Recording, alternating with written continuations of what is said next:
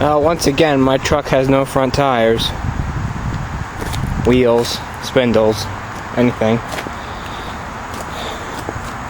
Yep, kingpin time again.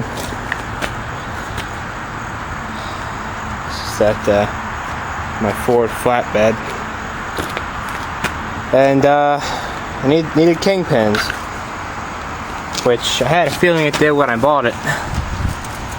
And sure enough, they were pretty worn. The bushings. If anybody knows what a kingpin is, not too many people do anymore, or at least not offhand, because they're not as common in light medium duty trucks like this one. I mean, this is a 350, but you certainly won't see them on anything smaller, or even anything really larger nowadays, until you get up into the CDL class. But yeah, I just got this one here pressed out today, or should I say hammered out. And I'll get the spindle real quick and I'll show you just how they all fit together. Okay, well here's the spindle for this passenger side wheel. You can see that there's two bushings here. They're brass bushings, bronze, whatever you call them. And these are what actually are worn out. And it's pretty simple how they work. The spindle sits on the axle here, just like that. And then the pin goes through the whole assembly, just like a door hinge.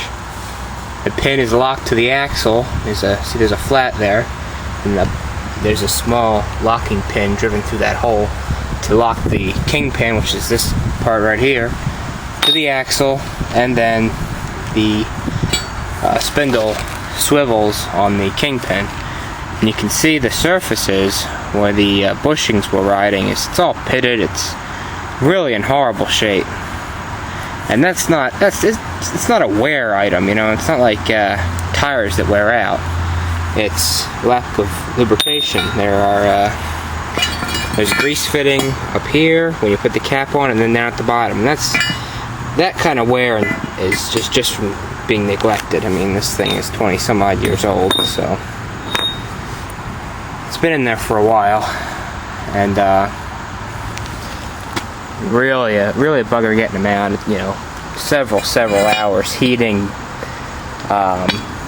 smashing with a hammer. I even made this here. I had a Porta-Power cylinder, and I had this around the spindle, this chain. And of course, this pipe is so you can press the pin out and through the pipe. And I had a cylinder up here on this end of the chain that was pressing the kingpin out.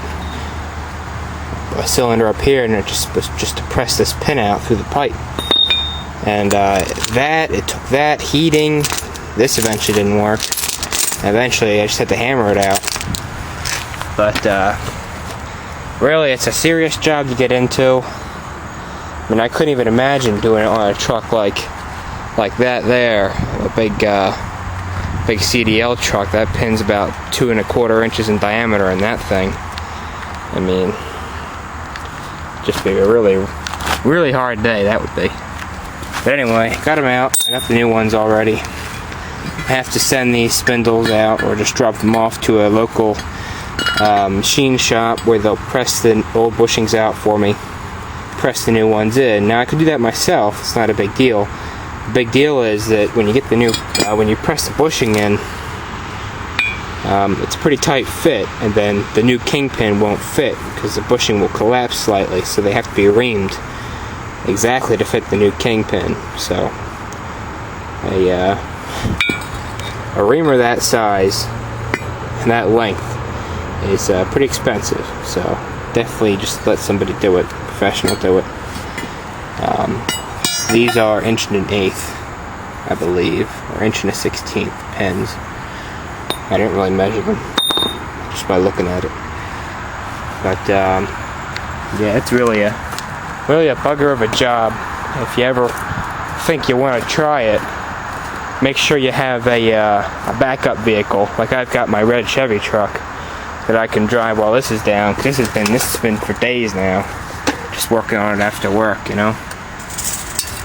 And I saved some of the old shims. They gave me a bunch of new ones, but I figured if I need more, I have these old ones. These are still good, just dirty. So, you press them in, just clean out the old hole. And they go in relatively easy. Not too much crazy hammering involved, just they're snug. They're a snug fit, but it's not like getting them out. Just hammer them in and put the locking pin through here and put the nut on it, and you're good to go. Keep them greased and they'll last forever. But it's really a bugger if you neglect them. I mean, I'll tell you how bad it was. This one wheel, when I had jacked it up, let's see, there might have been at the spindle, there might have been a 1/4 inch, maybe not a quarter, but there was a lot of up and down play in the spindle. Like I said, the spindle sits here, and then the bearing, where the bearing rides in the spindle right here, where they put the wheel nut on, would move up and down significantly. Now, there's no real danger there, because although the bushings are worn, you still have an 1.1/8 pin and a big cast iron spindle. But you know, you'll notice vibration at high speed. You'll notice a little bit of clunking. Really not a safety thing, but definitely it would get considerably bad. And then if all that play could damage something else, like your tie rod there, and then that could be a safety issue. But just something you got to do if somebody neglects these things. Kind of like fixing somebody else's mistake, which I'm not a big fan of, but sometimes it's what you got to do. Alright, come back when I reassemble it.